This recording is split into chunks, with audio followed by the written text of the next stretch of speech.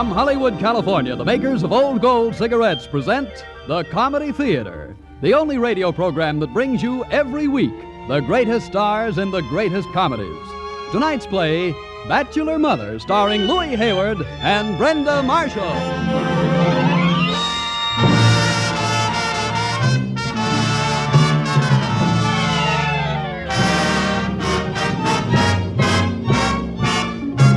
And here is the director of the Old Gold Comedy Theater, Mr. Harold Lloyd.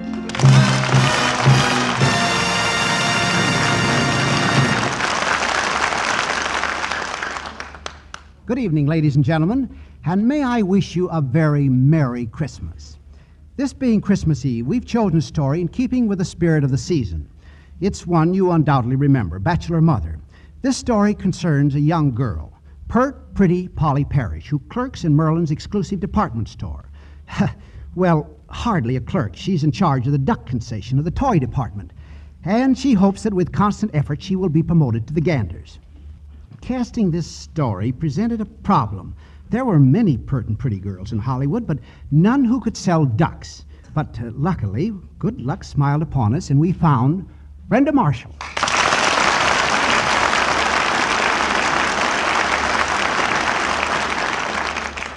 Brenda, how are you? Brenda, how your voice has changed. Oh, I'm sorry, Harold. I was just winding up one of the ducks. I hear you. Now, it seems to me there was a love affair here. Yes, it was David Merlin, general manager of Merlin's department store and heir to the fortune. For that part, we had to get someone who could talk like this. You're fired. You're hired. 2 weeks' notice. Grocers up, grocers down. What are you doing in women's underwear? You belong in the toy department. You're fired. And so we chose Louis Hayward.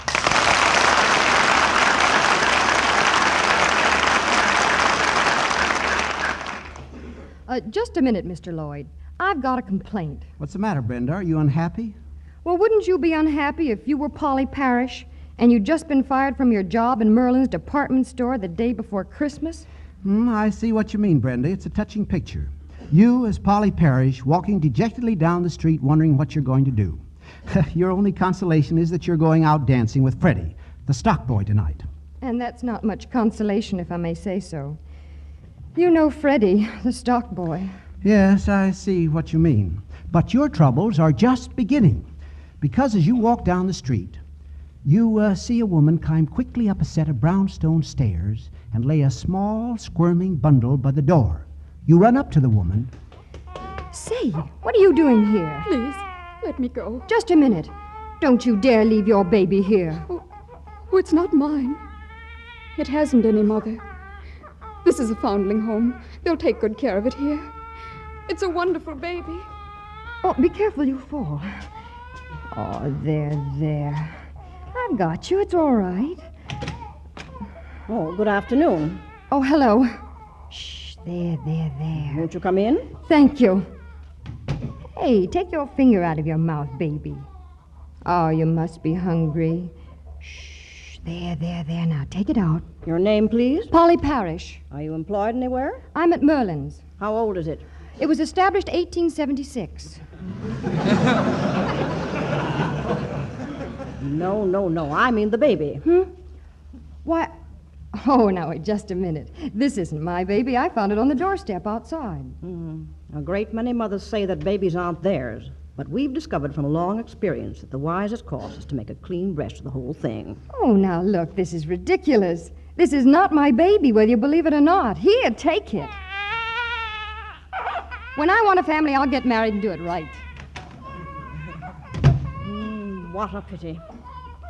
Well, anyway, we know that she works at Merlin's, and they're a very charitable family. I'll go over and see them right after lunch.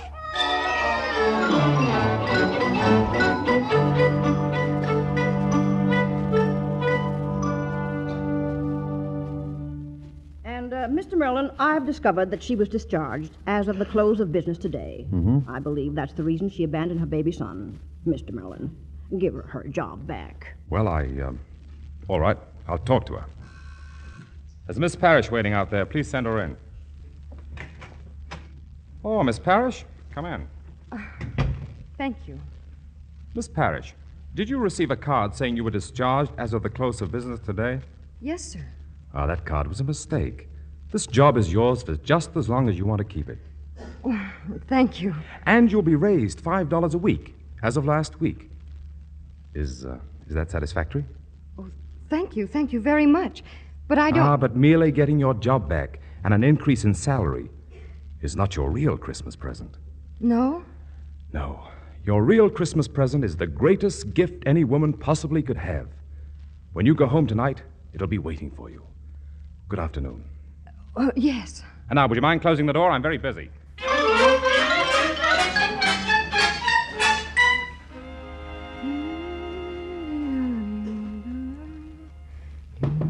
Yes? Your Christmas present, Miss Parrish, from John B. Merlin and Son. Oh, wait a minute. My what? What do you say, Miss Parrish? I'll tell you what I'll say. You can just take that baby out of here in this minute. That's not my baby, and you can just take it back to the fondling home where it belongs. Miss Parrish, do you realize that Mr. Merlin gave you back your job so that you could raise your child in security and comfort? And you're choosing instead to let it be raised as an orphan? But that's not my baby. I'm not its mother. Here, and good afternoon, Miss Parrish. And furthermore, I shall inform Mr. Merlin of your attitude. Oh, now, listen, kid, this is nothing personal. I just don't know anything about babies, and you're so little. Yes, who is it? It's Freddie, the well-dressed man. Oh, wait a minute. Hello, sugar. Oh, look, Freddie. I'm awfully sorry, but I'm afraid I won't be able to go out with you tonight. Oh, now, wait a second. Everything's all set. My brother even let me have his car. Oh, I'm sorry, Fred. I think I'm going to have a headache. Hey, is that a baby? Yes, it's a baby. Is it yours? No, it's not mine. Well, where did it come from? I got it for Christmas. This Christmas or last Christmas? Look, I don't know what you're thinking, but you're all wrong. Where's that phone book? Phone book? Yes, now, you said you had a car. That's fine. Let's see. M.E. 70 East 64th Street. Come on, let's go. If David Merlin thinks he can do this to me, he's crazy. I can't take care of a baby. It's his responsibility. They can just tell him that I left it there and that he'll have to use his influence in getting it into that home. Whose responsibility? David Merlin's. What? Did you Yes. say David Merlin, our boss? Yes? Uh-oh. What's the matter? You thought you were going to have a headache. Now I've got one.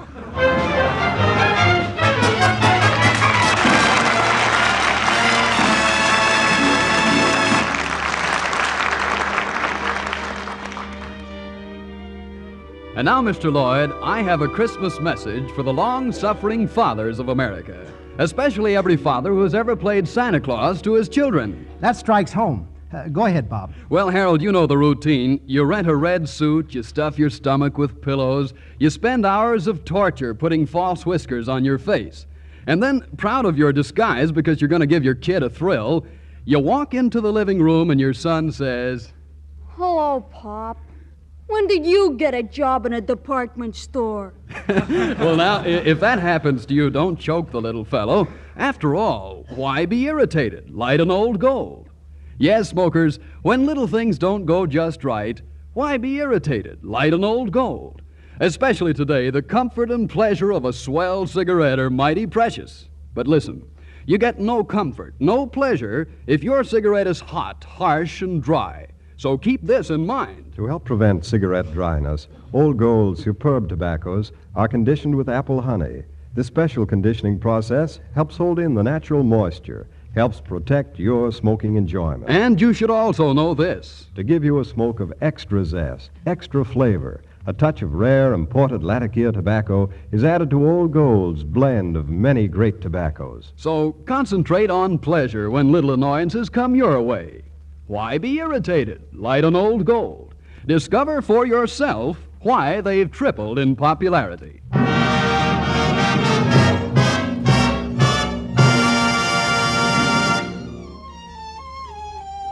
And now back to Act Two of Bachelor Mother, starring Louis Hayward and Brenda Marshall. And here is your director and host, Harold Lloyd. Did you ever have a baby dropped on your doorstep? And if so, would you wonder what you were going to do with it? Well, that was Polly Parrish's problem. You would probably do just what Polly did and take the baby to David Merlin's house with a message to him to make arrangements to put the baby in a foundling home where it belonged. Sure, you'd probably be a little unhappy, but you'd probably go out dancing with Freddie the stock boy. That is, if you were Polly. Then when the music is over and the dance is through and you'd come home early Christmas morning, you would be feeling a little strange around your heart and more than a little tired. Luckily, Freddie is one of the few fellas who takes no for an answer. So you close the door, and now... Well, good evening. Or is it morning? Why, how did you get here, Mr. Merlin? I've brought your baby back. I've seen some pretty low things in my lifetime, but a mother who abandons her child goes out dancing... Now, just 1 minute. ...jiving and jitterbugging. As you go from place to place looking for a job, you'll discover that no department store in the Merchants of America Association will hire you. I'll see to that, you baby leaver. Why, that's persecution. Eventually you'll come and beg for your job, and then you'll realize what it is to have security and a chance to bring up your child yourself. Well, have you made up your mind? Do you want your job back? Or are you going to starve for a while? I guess Yes, Mr. Merlin, I want it back. Uh-huh. But I'm not really as bad as you think. You see, he used to beat me. No. See that scar on my forehead? Uh-huh. Coffee pot. Coffee pot? The beast. But you don't have to worry anymore. I'll tell you right now, the store is behind you solidly. Every department. Well, good night. Good night. Well, kid, I guess you saved my job anyway. But what am I going to do with you, huh? Got any suggestions? Can I come in? Oh, Mrs. Weiss, I'm a little tired and... Oh, you don't have to hide that baby from me. I hear it. I know all about it. Coochie, coochie, coochie, coochie, coochie, coochie. Just like you it looks. Oh, you really think so? Anywhere I know that mouth. Ah, such a cute baby. Do you mind if I pick him up? Well, no, of course not. Polly, I think he needs a change. A change? Here, I do it. Coochie, coochie, coochie, coochie, coochie, coochie, coochie. Here, hold still now. Let me get that pin. What's its name? Joan. Joan. John. John. Oh, that's a nice name, John. Yeah, John.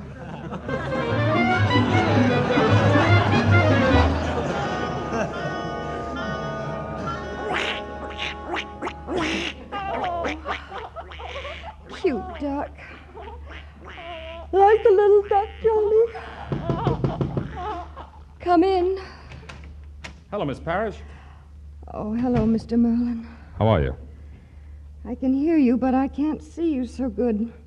I haven't had any sleep in 2 nights. Well, why not? The baby's been crying. Oh, I was going through the book department today, and I found this. The Scientific Care of Infants. It's the greatest thing I've ever read. So I thought I'd bring it over. Look, you'll just have to excuse me. He wants the rest of his dinner. Oh, no, wait a minute. How do you know you're doing that right? Well, there's nothing very scientific about this. You just put some food in the baby's mouth and he swallows it, and from there on he's on his own. That's what you think. Now, wait. Page 75, let's see. Yeah, feeding. Here we are. After the food is prepared, the mother will, A, get a spoon. Wonderful. How did he ever think of that? Don't be so smart. Get a spoon. I have a spoon. 1 spoon. Go on. Oh, wait. Here it is. Take a spoonful of the food and... And what? Oh, wait a minute. I have to turn the page. And place upon a piece of gauze. What for? Look, will you please do what it says? Okay. Here we are. 1 piece of gauze. Place food on same. Now what? Gently rub into the navel. Oh, that's ridiculous. Here, let me look look at that. I read very well. I've been doing it for years. Well, I read a little, too, and I don't care what it says. I'm certainly not going to rub any oatmeal into this baby's navel. There. Oh, look, wait a minute. There are 2 pages stuck together here. Well, what do you know about that? Look, here's what you missed. To relieve gas on child's stomach, take a spoonful of warm oil and place on a piece of gauze and gently rub into the navel. I think that's very funny. Oh, do you? I suppose if it had said hang baby by neck, you'd have thought it very funny, too. Now, look, if you don't mind, I'll feed the baby in my own way. Come on, darling. Open your mouth.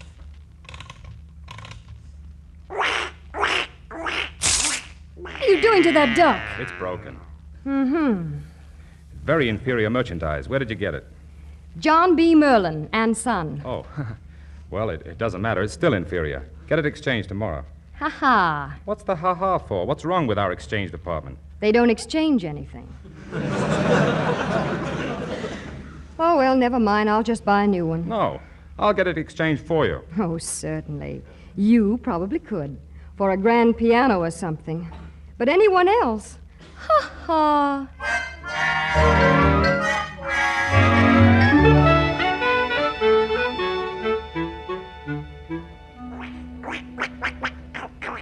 Miss. Oh, good morning, Mr. Merlin. What's the mustache and the dark glasses for? I never would have recognized you. I'm going to show you that I can get this duck exchanged without anybody knowing me. Oh, fine.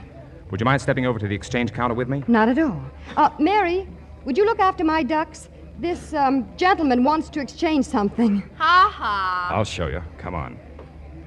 I'll have this duck exchanged in exactly 1 minute and courteously. I have a duck here I want to exchange. What seems to be the trouble with it? It's broken. I can see that. But how did it happen to break? What difference does it make? I have to know where to place the responsibility. Well, just place the responsibility on the duck and give me a new one. Very well, sir. May I see your sales slip? Oh, Polly, you got the sales slip? I threw it away. Ah, you should have kept it. I threw it away. You should have kept it. It's printed clearly on the back of that slip that it must be kept for 30 days. You can't expect me to keep sales slips for everything I buy. The house would be full of them. I'm sorry, sir, but I don't make the rules of the store. They're made by the executive office. I don't care about the executive office. I want a new duck. Well, you're not going to get it by shouting. Or any other way. Ha-ha. That's what you think. I'm exchanging this for a new duck, and you can straighten it out any way you like. Can I help you, sir? No. Say, you can't take that duck. Can't I?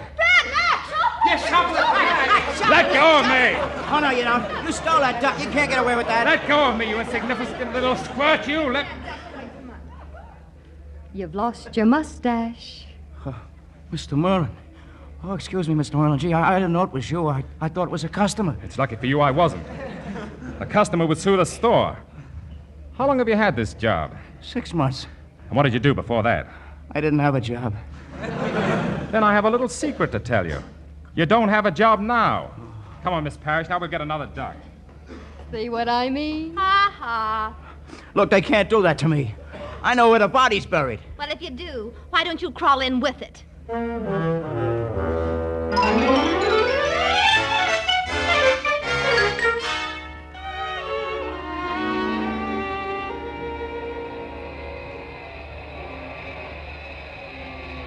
Oh, it was swell of you to help me out like this, Polly. I did have a date, but I forgot to call her, so she stood me up. Well, it was just lucky Mrs. Wise could take care of the baby. How do I look? Will I do? You look wonderful. You should always wear gold lame and orchids and mink. Yeah. But how did you get these anyway? I just went into the store and took them out. You can return them Tuesday morning. It's 12 o'clock. What? It's 12 o'clock. Oh, yes. Happy New Year. Happy New Year to you. You didn't have to do that. Well, everybody's kissing everybody else. Why not? Anyway, I wanted to. Whoopee! Where do we go from here?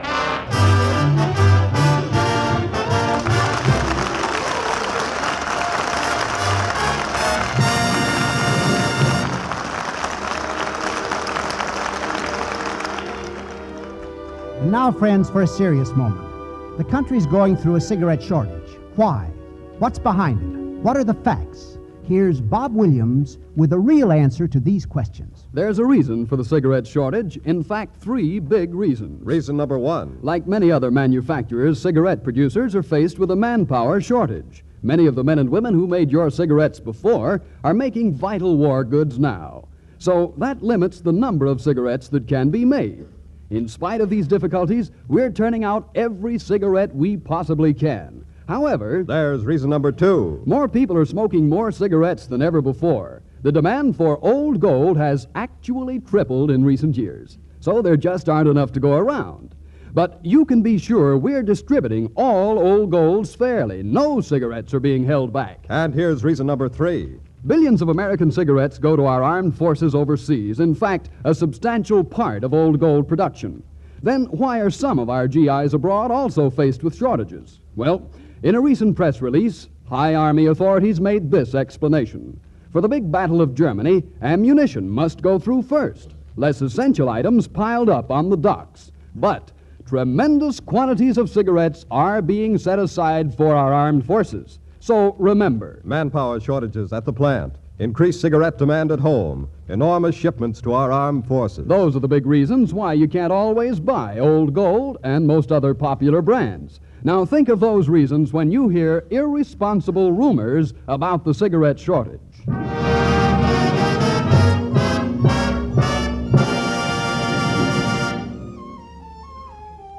And now back to Act 3 of Bachelor Mother, starring Louis Hayward and Brenda Marshall. And here is Harold Lloyd. Well, Polly Perry seems not only to have acquired a completely strange baby, but a boyfriend, David Merlin. David took her dancing on New Year's Eve. He kissed her Happy New Year at 12 o'clock New York time, 12 o'clock Chicago time, 12 o'clock Denver time, and wanted to stay up for Honolulu time. But Polly thought that was a mite too late, so he made a date to meet her in the park New Year's morning. But David has a father, and the old gentleman is following David through the park. Good morning, Polly. Oh, good morning, Mr. Merlin. Well, I think you know me well enough to call me David. Oh, thank you. Happy New Year. Same to you. Oh, gee, he said it too. Well, Sam? Dad, what are you doing here? I've been following you. Following? Why? This is my father, Miss Parrish. How do you do? How do you do? And who is this? Huh? Oh, that's Miss Parrish's little boy. A boy.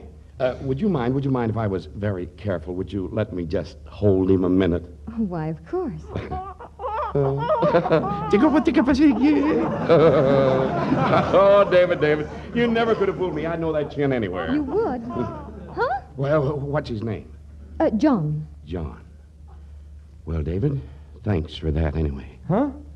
Why, Mr. Merlin, there are tears in your eyes. I'm not ashamed of them. Oh, dear. Is there something I could do? You've done it. My flesh and blood. My own grandson. What? Holy mackerel, Dad. You don't think that... I know. I got this letter this morning. You may read it if you wish. Dear Mr. Merlin, this is to let you know that you are a grandfather. If you don't believe me, just ask your son and a certain girl whose name I will not mention because I am not a rat. How do you like that, your stuffed shirt? Signed, your good friend. I don't think it's funny. Oh, no, you wouldn't. You know who sent this? I haven't the slightest idea unless it was Freddie. But this is perfectly ridiculous, Dad. What's ridiculous about my having a grandson? Now, listen to me, Dad. Now, you listen to me, young man. I'll do the talking. Now, for years, I've had one dream, a grandson. And now you want to deny me this happiness. Well, you're not going to. You're going to marry this girl and bring my grandson into my house. But you haven't got any grandson. The least you could do as my son is not deny it. This anonymous letter, Daddy. If I had seen that baby on a desert island, I'd know it was my grandson. Why, he looks exactly like me. Well, a little younger. Dad, for heaven's sake. My mind's made up. No one's playing around with my grandchild. I'm going to take him. I'll get him if I have to go to the Supreme Court. Good afternoon. Oh, I'm sorry, David. And I feel very sorry for him, but, well, it was funny. Didn't you hear him? He even wants me to marry you. Set me up with a ready-made family so he can have a grandson. I tell you, this is serious.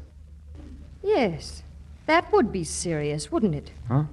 Oh, No, I didn't mean that. I didn't mean to sound as though... Look, why don't you go now?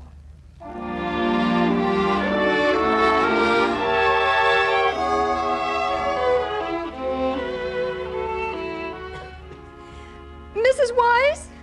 Mrs. Wise? Yes? Would you come help me pack? I'm going away. Going away where? I don't know. Any place. They're trying to take the baby away. Who is? David and his father. Isn't David the papa of the baby? Oh, no, but his father thinks he Oh, is. well, then they can't get the baby. I know, but I don't want a lot of people around asking questions. Why don't you get the real papa to go see his father? I can't. I wish I could. Shh, here they come. I handle everything. Don't you worry. Where is he? Where's my grandson? I know the whole story. Not your grandson, mine. You don't be silly. She's my daughter-in-law. My son is in the army. The baby is my grandson. I thought you were Miss Parrish. Oh, that's only the name I use at the store. My real name is... Mrs. Montgomery Weiss, the second. It's all right, Polly. Everything's all right. You can lay off now, Dad. I found the father of the child. This guy here. So you're Montgomery. No, I'm Freddie. What? Well, there's a mistake, Mr. Merlin. It seems to me that you had some wrong impression about my son. Well, my son's my son and nobody else's. Someone seems to have slipped up here. We've got one father too many. Now, you better tell the truth, Freddie, or I'll prosecute you, even if I have to go to the Supreme Court. Okay, your son bribed me to do this, but he is a father. Now we've got three. Something tells me, Miss Parrish, that you've spent no time at all in the toy department. But I'm not the father. I don't care who the father is. I'm the grandfather. Polly, you've got to... Polly, where is she? She's gone while you were all yelling. Gone. She'll take the baby. Where's the car? Follow her. Call the police. Hey, just a minute, Mr. Oh, Merlin. I'm so good riddance. Mrs. Wise, where is she? You've got to tell me where she is. How should I know? She's gone.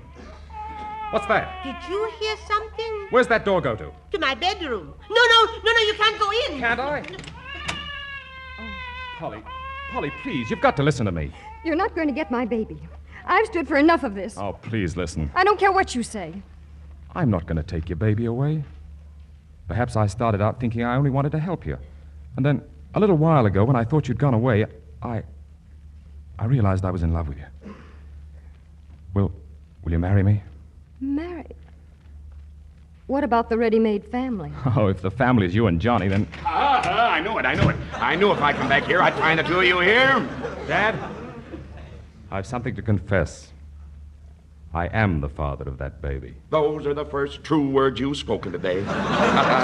Come on, Johnny boy, come on. You and I are going home. Yeah.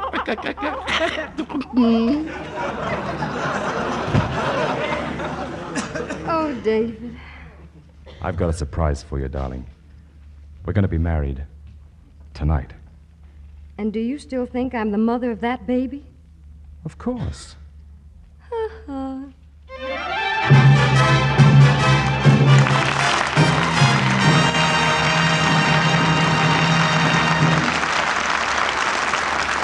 This is Harold Lloyd. This is Brenda Marshall. This is Louis Hayward. Saying good night, and again, a very Merry Christmas to you for Old Gold. And I hope that you'll be with us again next Sunday when the Old Gold Comedy Theater presents Jack Oakey, Stuart Irwin, and Carol Williams in Room Service. See you then. Bachelor Mother was presented through arrangement with RKO, producers of Tall in the Saddle. Louis Hayward appeared by arrangement with United Artists, producers of 10 Little Indians. Now remember, don't let little annoyances get you down. Why be irritated? Light an Old Gold. Its tobaccos are conditioned to help guard against cigarette dryness, to give you more smoking pleasure. And now this is Bob Williams saying good night for Old Golds.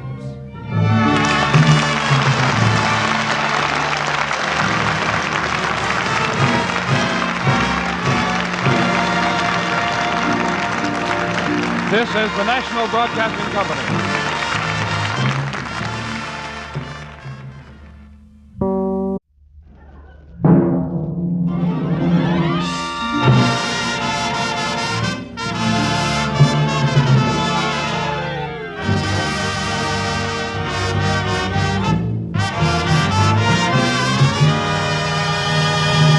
From Hollywood, California, the makers of Old Gold cigarettes present The Comedy Theater, the only radio program that brings you every week the greatest stars in the greatest comedies. Tonight's play, Bachelor Mother, starring Louis Hayward and Brenda Marshall.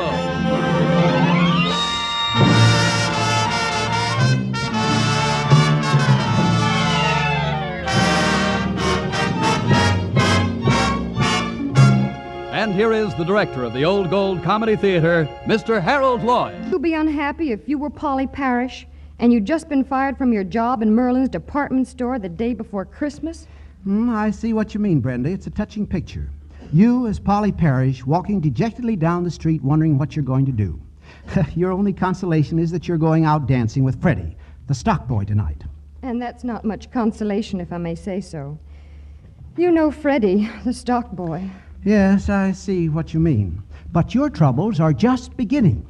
Because as you walk down the street, you see a woman climb quickly up a set of brownstone stairs and lay a small, squirming bundle by the door. You run up to the woman. Say, what are you doing here? Please, let me go. Just a minute.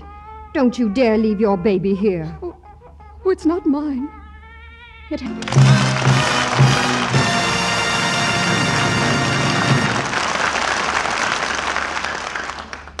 Good evening, ladies and gentlemen, and may I wish you a very Merry Christmas.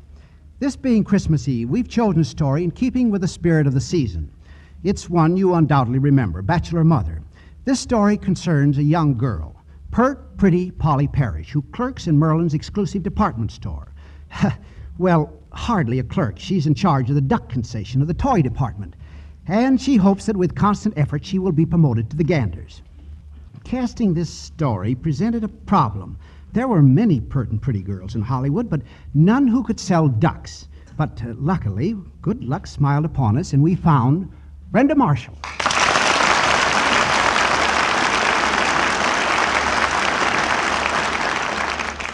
Brenda, how are you?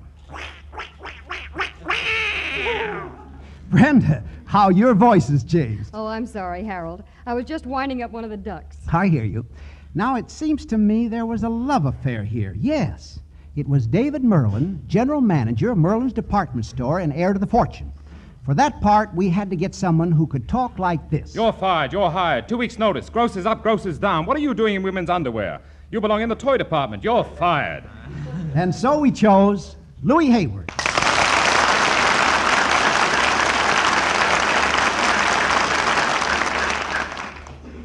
Just a minute, Mr. Lloyd. I've got a complaint. What's the matter, Brenda? Are you unhappy? Well, wouldn't you... He hasn't any mother. This is a foundling home. They'll take good care of it here. It's a wonderful baby. Oh, be careful, you fall. Oh, there. I've got you. It's all right. Oh, good afternoon. Oh, hello. Shh, there. Won't you come in? Thank you. Hey, take your finger out of your mouth, baby. Oh, you must be hungry. Shh, there. Now, take it out. Your name, please? Polly Parrish. Are you employed anywhere? I'm at Merlin's. How old is it? It was established 1876. No. I mean the baby. Why... Oh, now, wait just a minute. This isn't my baby. I found it on the doorstep outside.